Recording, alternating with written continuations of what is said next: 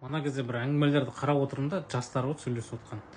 Сөйтіп қазақша сөйлемейсіңдер ма деп жатса, ой маған орысша сөйлеген ыңғайлы деп сөйтеді. Қазақ тілін сонда қазақ тілін сыйламайсыңдар ма десе, ой мәселе тілде емес қой, ана мына деп қалай маған удобно солай сөйлеймін деген сияқты. Тура Тоқаевтың сөздері. Шал есалян адам бар ғой бізде, орыс құл, Мәскеудің құлы. Сондайдың әңгімесін айтып отыр да. Негізі былай ғой, екі қазақ бір-бірімен сөйлейтін болса, ол қылмыс ретінде қаралу керек. Қылмыс ретінде қаралу керек.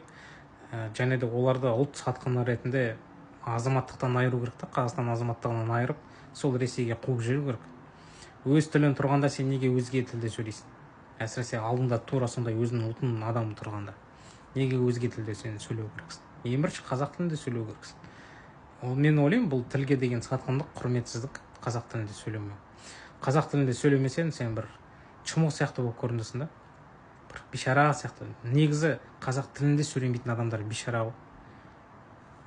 Ұлтшылдар келеді, біз билікке келеміз. Біз келеміз, мен келемін, басқа біреулер келеді, ұлтшылдар.